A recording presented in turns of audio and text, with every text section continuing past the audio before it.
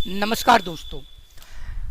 MIS इन Excel day 2 में मैं आप सभी का स्वागत करता हूं। राजीव मिश्रा मेरा नाम है और इस वीडियो ट्यूटोरियल में मैं आपको एक बहुत छोटा सा टॉपिक सिखाऊंगा, लेकिन वो बहुत ज़्यादा इफेक्टिव होगा, जिससे आपका day to day work Excel में बहुत ज़्यादा इजी हो जाएगा। इसमें हम एक रिपोर्टिंग सिस्टम के बारे में बात करेंगे कि अगर आपको कोई डेटाबेस रिपोर्ट अपने सीनियर्स को हैंडओवर करना है तो वो किस तरीके से होगा। चलिए एक बार एक्सेल पर चलते हैं और उस पर काम करेंगे। माइक्रोसॉफ्ट एक्सेल यहाँ आ गए और इसमें हम एक डेटाबेस तैयार कर लेते हैं। फॉर एग्जांपल, आप एक ऑर्गेनाइजेशन में वर्क करते हैं जहाँ पर आपका वर्क है, बहुत सिंपल एग्जांपल लेते हैं, मोबाइल फ़ोन रिचार्ज का, या आप सिम्स के रिचार्ज करते हैं। तो हम कंपनी नेम ले लेते हैं, कौन सी कंपनी के मोबाइल नंबर्स आप रिचार्ज करते हैं। आजकल तो बड़ा कॉमन हो गया है। वोडाफोन है हमारे पास, जियो मोस्ट पॉपुलर, और एयरटेल, और कुछ जगह पर आइडिया भी काम कर रहा है। राइट, तो ये सारी हमारी कंपनीज हो गई। अब आपके पास एक कस्टमर आता है रिचार्ज कराने के लिए, और रिचार्ज अमाउंट उसने कहा वोडाफोन पर आप कर दीजिए 35 रुपीज़ मिनिमम कर देते हैं। जियो का रिचार्ज 98 का किया किसी ने 49 रुपीज़ का रिचार्ज कराया, 198, और आइडिया पर 35 रुपीज़। अब आने वाला एक और कस्टमर जिसने आपका वोडाफोन का रिचार्ज कराया या जियो का कराया, जियो ले लेते हैं, जियो उसने 198 का रिचार्ज कराया। एक और कस्टमर जिसने जियो का रिचार्ज कराया, और एयरटेल पर आपने रिचार्ज किया 200, अमाउंट आप कोई भी ले सकते हैं, और इस तरीके से आता है। प्रैक्टिकली अगर देखा जाए तो स्टोर पर कस्टमर डायरेक्ट आता है। मैं चाहूँ तो इस कमांड को रैंड बिटवीन से भी बना सकता हूँ, जिसमें मुझे लिखना नहीं पड़ेगा।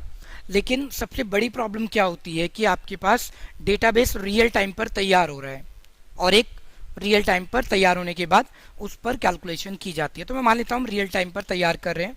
मेरे पास आइडिया कस्टमर भी है, आइडिया, जियो। अब आप चाहें तो बार बार आपको ना कंपनीज के नाम लिखने पड़ रहे हैं, इन नामों को आप एक ट्रिक से रिपीट कर सकते हैं।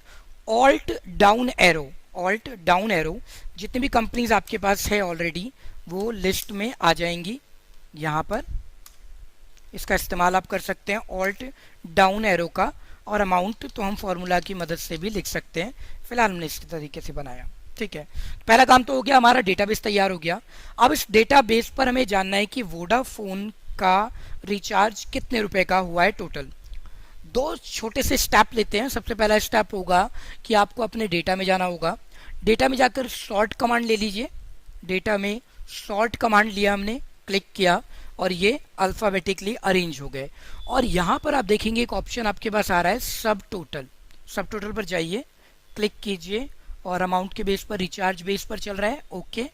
और यहाँ पर इसने दिखा दिया कि कौन कौन से रिचार्ज कौन कौन सी कंपनीज के कितने रुपए के हुए हैं। देखिए यहाँ पर एयरटेल का 443 आ रहा है, आइडिया 550 चल रहा है, और आपका जियो का 692। इस तरीके से डेटा काम कर जाएगा। नई शीट पर चलते हैं और स्टूडेंट्स के नेम ले लेते हैं, उनकी क्लास ले लेते हैं, और उनके रिजल्ट ले लेते हैं। फॉर एग्जांपल, ठीक है, आपका कोई साथी बता रहा है या आप लिस्ट में से चेक कर रहे हैं।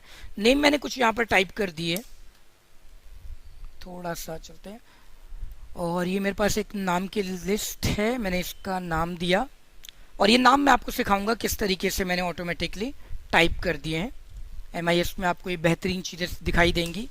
10th क्लास, 11th क्लास और 12th क्लास। ये जो हमारा स्टूडेंट है ऑल्ट डाउन एरो, ये इस क्लास के हैं। तो क्लास आप देख सकते हैं, क्योंकि आप जिस कंपनी में या स्कूल में जॉब कर रहे हैं, क्लास में काम कर रहे हैं, आपको उनके रिकॉर्ड ऑलरेडी पता होंगे। जैसे कि हमारी कंपनी में मनोज है, वो कौन से डिपार्टमेंट में काम करते हैं, इस तरीके से।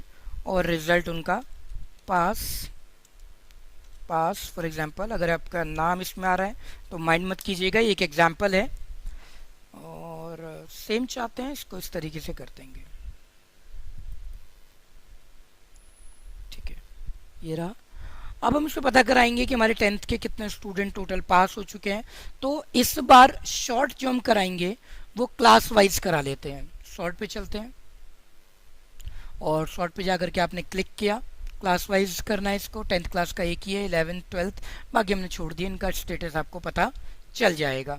तो आप ये सब टोटल का इस्तेमाल कर सकते हैं अगर आपको कुछ ऐसी कैलकुलेशन करनी हो तो। ये आपकी हेल्प करेगा MIS में फास्टेस्ट कैलकुलेशन के लिए और डेटा रिप्रेजेंटेशन के लिए। और भी कई एग्जाम्पल इससे रिलेटेड आपको मिलेंगे जिसको मैं अगली वीडियो में आपको सिखाऊंगा। वीडियो को देखने के लिए बहुत बहुत धन्यवाद। चैनल को सब्सक्राइब जरूर।